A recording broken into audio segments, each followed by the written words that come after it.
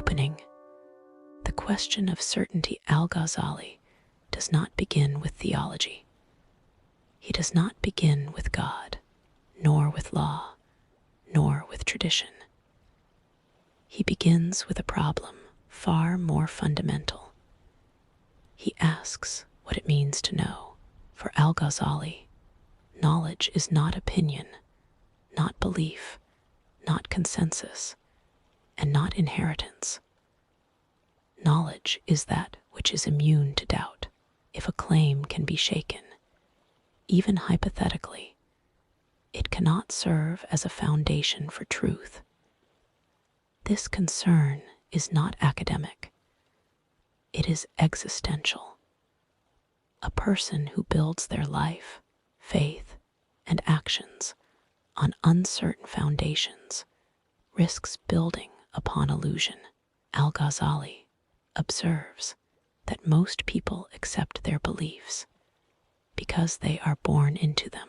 A Christian is convinced of Christianity because he was raised among Christians. A Muslim is convinced of Islam because he was raised among Muslims. A Jew, a Magian, a philosopher each inherits certainty without examination, but inherited belief, no matter how widespread, is not knowledge. Al-Ghazali insists that truth must be distinguished from imitation, and this distinction cannot be made unless certainty itself is defined. Thus, before defending any creed, he suspends all creeds. Before affirming belief, he questions belief itself. This is where his journey begins. The definition of certain knowledge. Al-Ghazali proposes a strict criterion. Certain knowledge is that knowledge in which the knower feels no possibility of error, even if error were to be suggested by the cleverest mind or supported by the strongest illusion. He gives a simple illustration. If a man knows that 10 is greater than 3, this knowledge is not shaken by argument, imagination, or doubt. It is self-evident, but if a man believes something merely because he was taught it, then his belief depends not on truth, but on authority. And authority itself demands justification. Thus, Al-Ghazali does something radical for his time. He places epistemology before theology.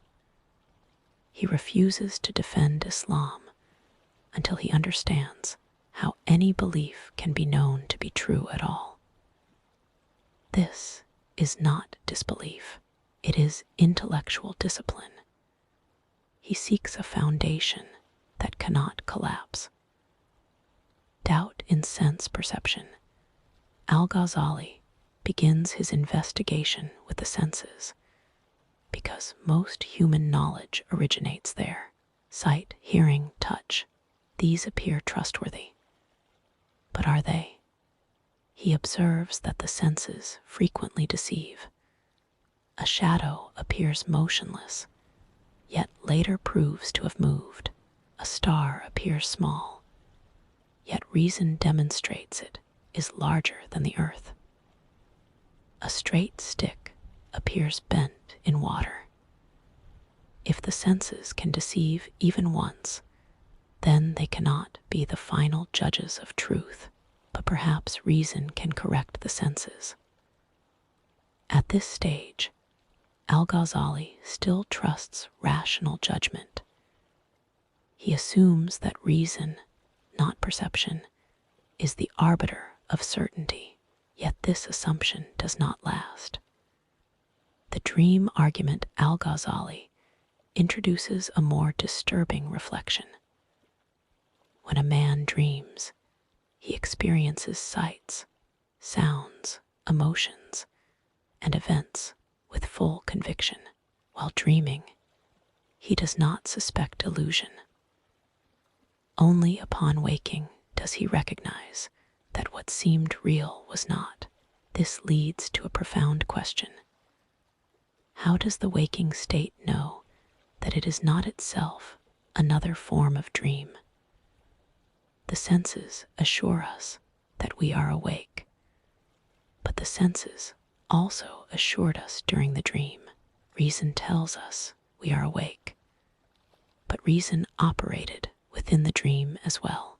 If a higher state of awareness exists beyond waking reason, then waking reason may appear just as false in retrospect as dreaming does now. This is not poetic speculation. It is a direct attack on the reliability of human certainty.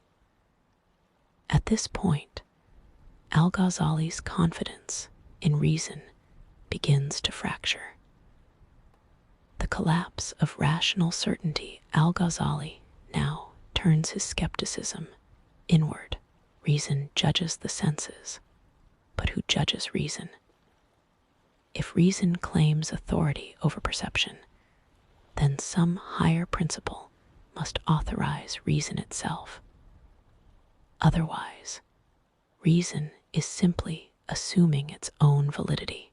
He realizes that rational proofs ultimately rest on principles that cannot themselves be proven by reason, such as the law of non-contradiction or the reliability of logical inference. These principles are accepted, not demonstrated. And if they are accepted, then reason is not self-grounding. This realization produces not intellectual curiosity, but crisis.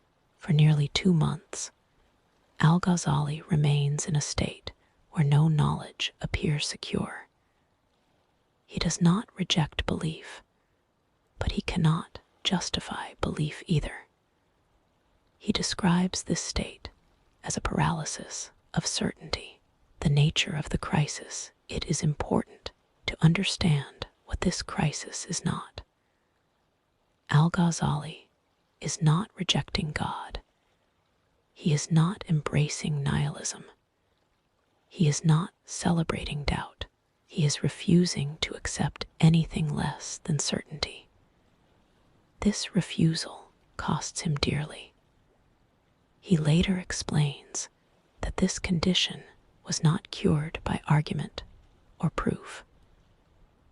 Logic could not resolve a problem that undermined logic itself. Instead, certainty returned to him through what he describes as a light cast into the heart, an intuition granted, not constructed. But at this stage of the journey, that resolution has not yet appeared. Al-Ghazali stands at the edge of total skepticism, not by desire, but by honesty. And from this position, he begins to examine every path that claims access to truth. Why competing claims must be examined, having lost confidence in the reliability of both sense perception and autonomous reason. Al-Ghazali does not retreat into silence. Instead, he proceeds methodically. If certainty is to be recovered, it must come from a source that claims authority over knowledge itself.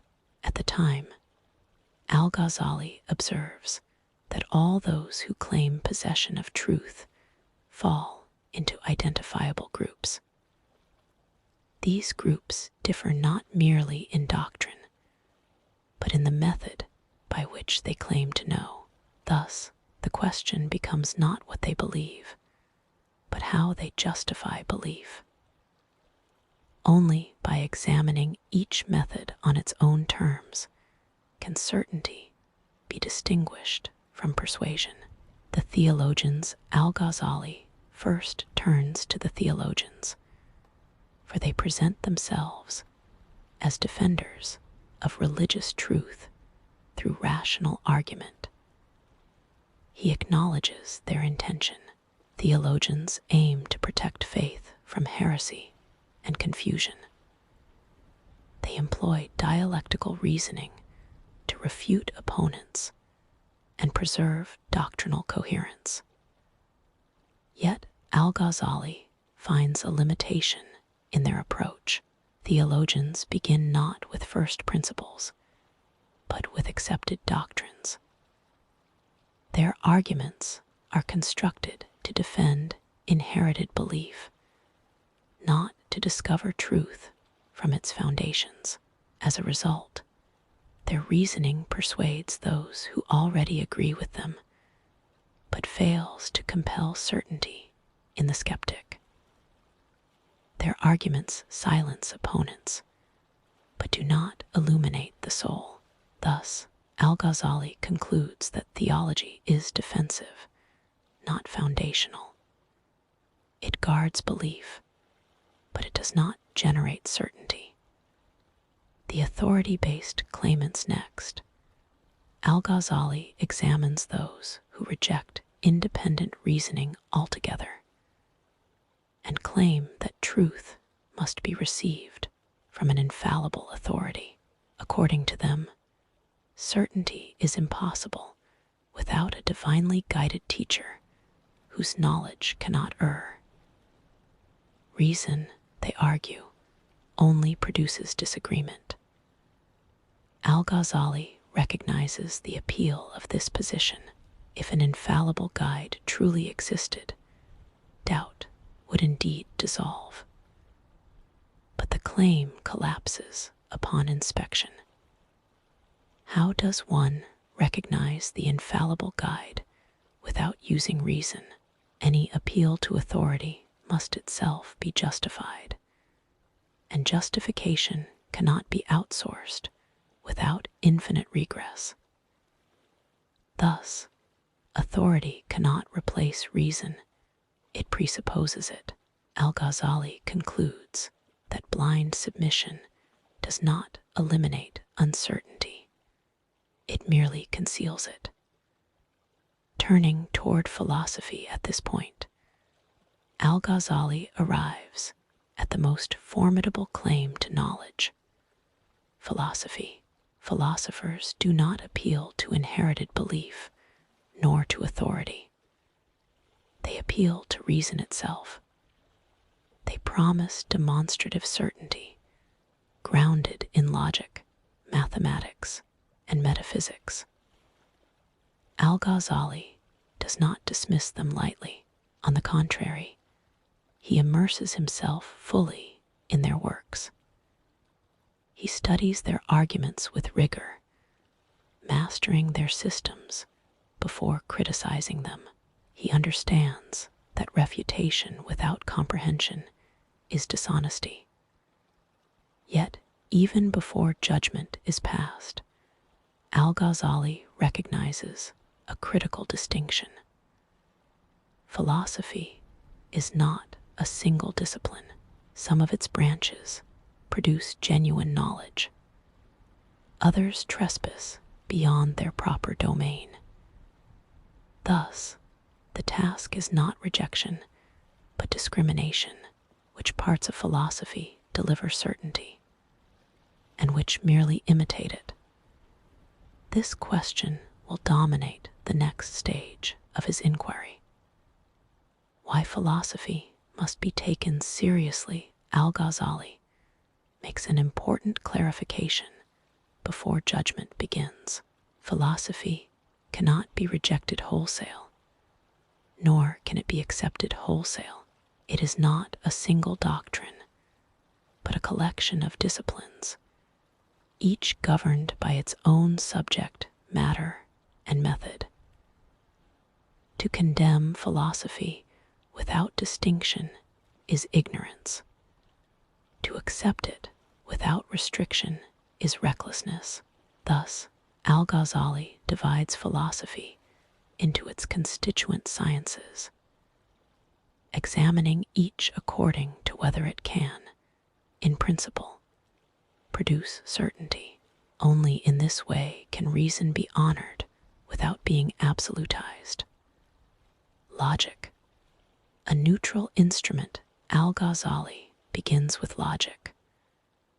Logic, he explains, is not a doctrine about reality. It is a tool, a method for correct thinking. It governs inference, definition, and coherence. Used properly, logic prevents confusion and contradiction. Used improperly, it can give the illusion of certainty where none exists. Al-Ghazali finds no fault in logic itself. In fact, he insists that anyone who rejects logic altogether undermines his own arguments. But logic proves only this: if the premises are true, then the conclusion follows. Logic does not certify the truth of the premises themselves. Thus, logic is necessary for knowledge, but it is not sufficient. Mathematics and the exact sciences next, Al-Ghazali turns to mathematics.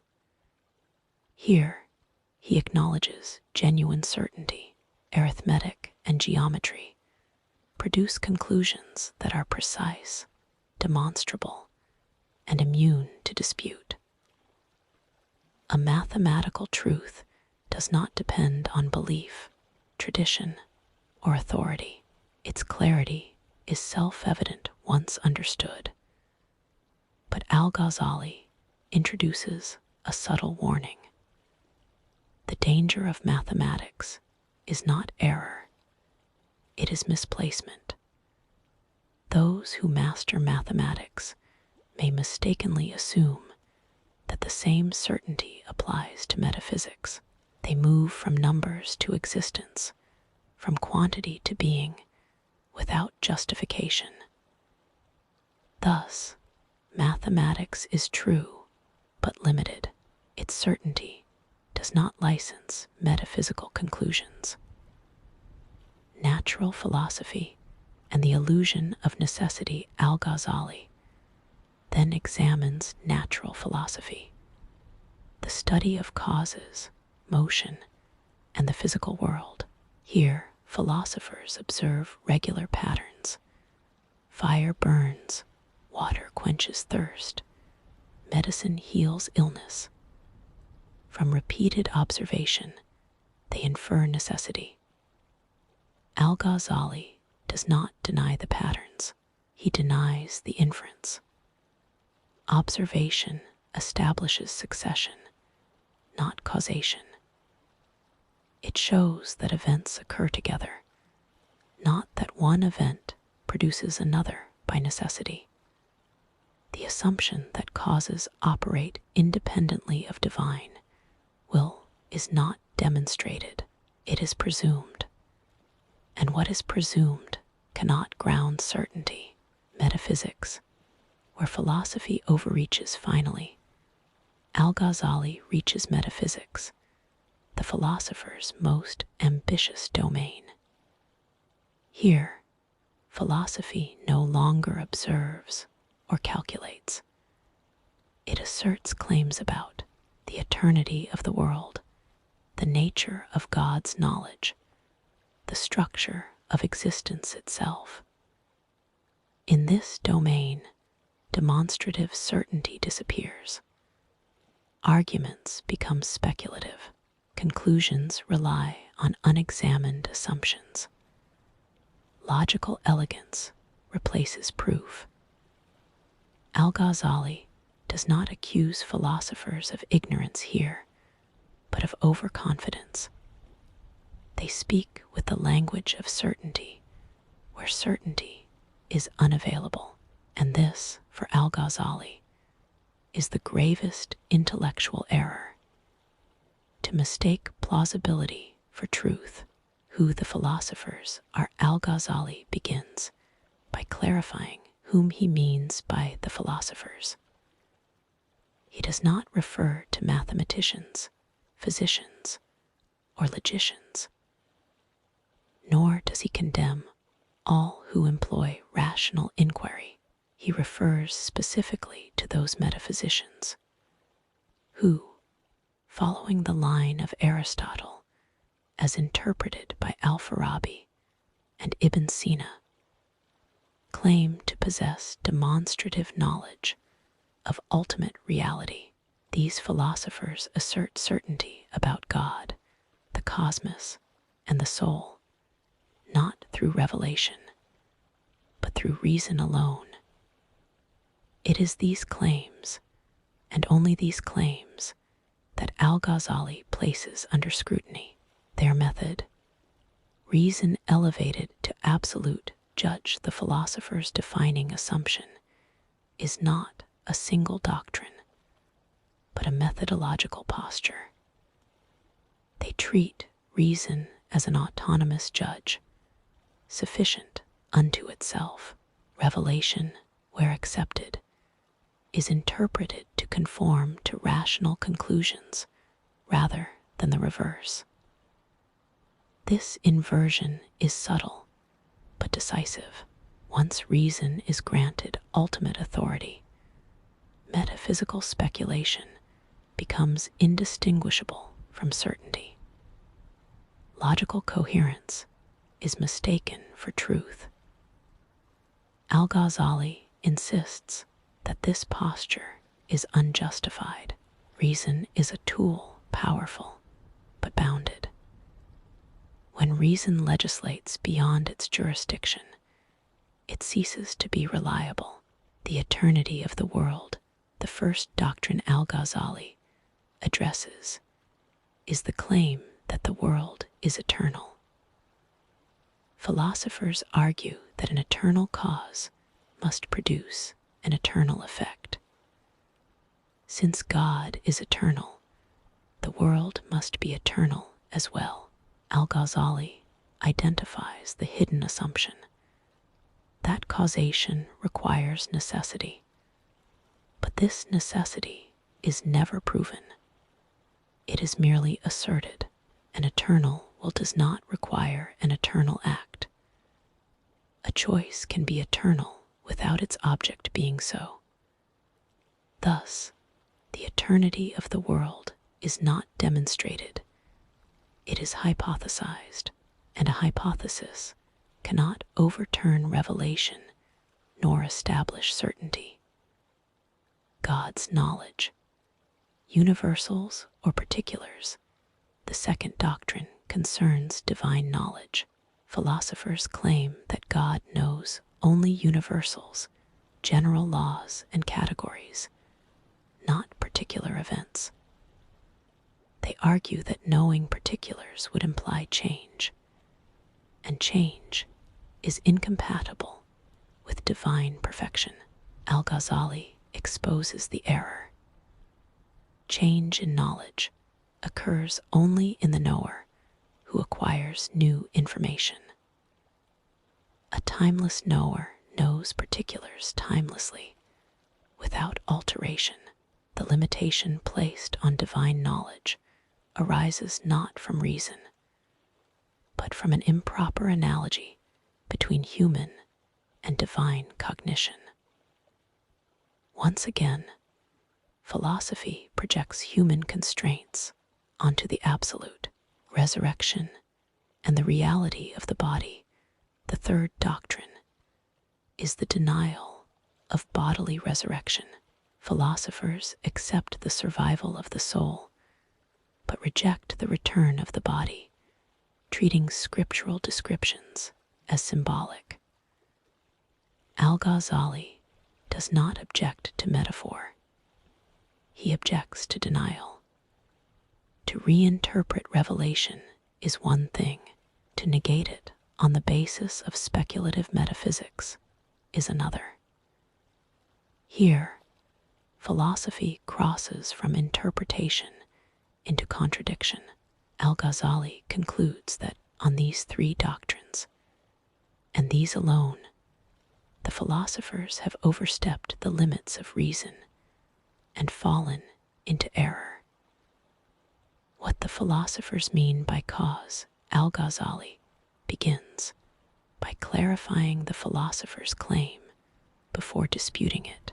When philosophers speak of causes, They do not merely describe regular patterns. They assert necessity. Fire does not merely accompany burning, it produces burning. Medicine does not merely precede healing, it causes healing. According to them, effects follow causes by intrinsic power. This assumption underlies natural science, metaphysics, and theology alike. If causality is necessary, then the world operates by fixed laws, independent of divine choice. It is this assumption, not observation itself, that Al-Ghazali challenges.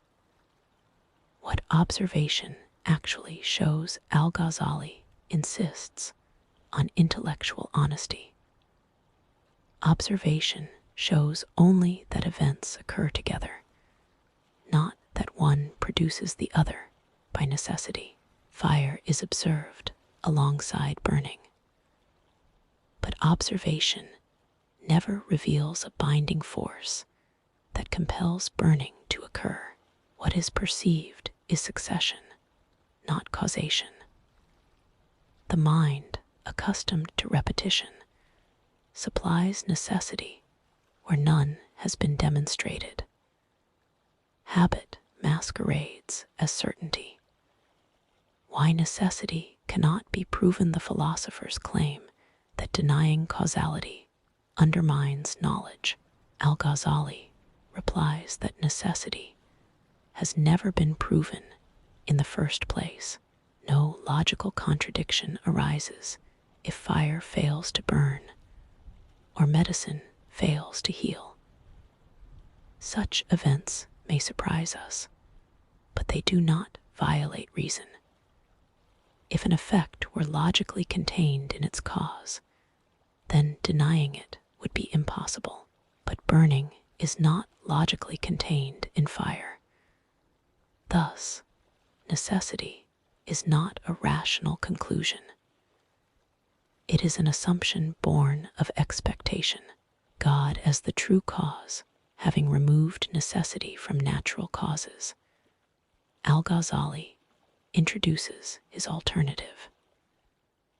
Events occur not because objects possess independent causal power, but because God creates both the event and its apparent cause together. Fire does not burn by itself. God creates burning at the moment fire touches cotton. This preserves regularity without granting autonomy. The world remains intelligible, but not independent. Order exists, but it is contingent, not compulsory. Why this is not chaos? Al-Ghazali anticipates the objection. If causes have no power, why does the world exhibit consistency? Because God chooses consistency. Regularity is not evidence of necessity. It is evidence of divine habit. God ordinarily acts in predictable ways, allowing human planning and responsibility. Miracles do not violate reason. They violate expectation. Thus, causality becomes a pattern of divine action, not a law binding the Creator. The epistemological consequence, this conclusion has a deeper purpose. If causality were necessary, then God's freedom would be constrained. If necessity ruled the universe, then divine will would be reduced to mechanism. Denying necessity, Al-Ghazali preserves divine omnipotence, epistemic humility, and the limits of reason. Reason remains valid, but it is no longer sovereign. Certainty, once again, is not manufactured by argument. It is granted through recognition of dependence. When knowledge fails to transform by this stage, Al-Ghazali has resolved his theoretical doubts. He has examined reason, philosophy, theology, and authority. He has identified their limits. He has defended faith against metaphysical overreach. And yet, something remains unresolved. Al-Ghazali recognizes a disquieting fact. Knowing the truth does not necessarily produce sincerity. He observes a division within himself. His tongue teaches renunciation, humility, and devotion. Yet his life is occupied by status, influence, and public acclaim. This contradiction cannot be dismissed as minor. For Al-Ghazali, it represents a failure more severe than intellectual error. Hypocrisy. Knowledge that does not reform the soul is not merely incomplete, it is dangerous. The breakdown this inner conflict does not remain abstract. Al-Ghazali describes a physical collapse. His speech falters. His appetite disappears. His body refuses to cooperate with his ambition. Physicians are consulted. Their verdict is not medical. They diagnose a sickness of the heart. Al-Ghazali realizes that his condition cannot be treated through argument or instruction. The illness lies not in his conclusions, but in his attachment. He is unable to teach, yet unable to leave. The will fractures. The decision to abandon position after months of paralysis.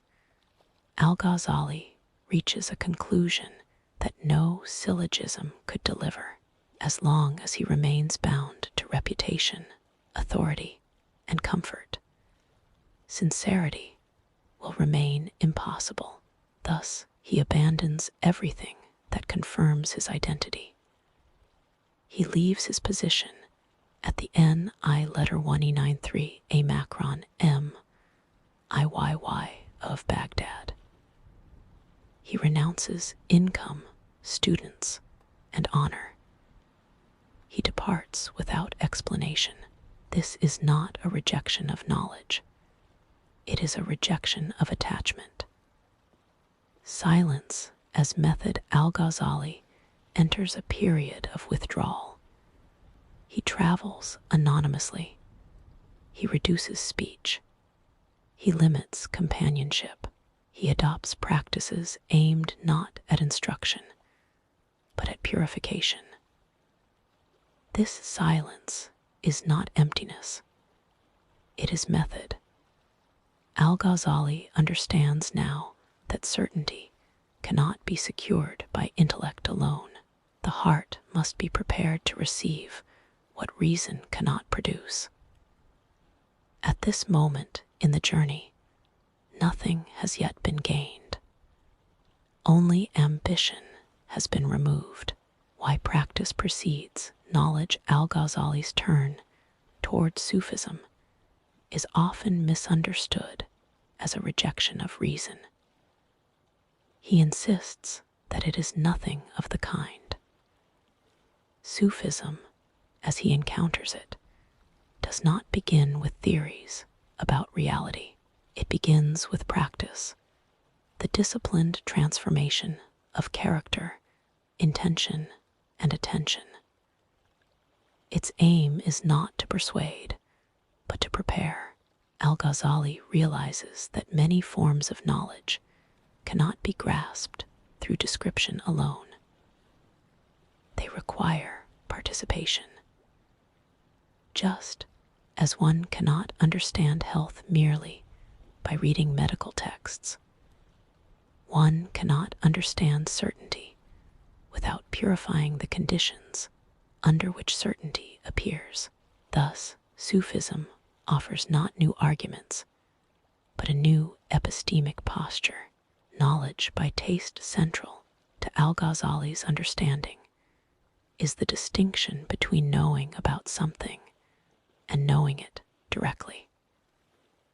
A person may know the definition of sweetness, but only tasting honey reveals sweetness itself. Description never replaces experience. Al-Ghazali refers to this mode of knowing, knowledge by taste. This is not irrational knowledge. It is non-discursive knowledge, knowledge not reached by inference, but by presence. Such knowledge does not contradict reason. It transcends its method. The limits of language and proof, Al-Ghazali emphasizes that this form of knowing cannot be proven to those who have not experienced it. This is not a weakness. It is a structural feature of certain kinds of truth. One cannot prove pain to someone who has never suffered, nor color to someone blind from birth. Proof presupposes shared experience. Thus, Al-Ghazali rejects the demand that all knowledge be publicly demonstrable. Some truths require transformation before recognition. This does not make them subjective. It makes them conditional. Prophetic knowledge and certainty at this stage, Al-Ghazali reinterprets prophecy. Prophets do not merely transmit doctrines. They possess a perfected form of certainty, a clarity of perception inaccessible to untrained hearts. Their knowledge is not opposed to reason, but exceeds it, just as reason exceeds sense perception. This hierarchical model preserves rational inquiry while acknowledging its limits. Certainty is no longer produced. It is received. The return of certainty, Al-Ghazali describes the resolution of his crisis not as intellectual victory, but as restoration.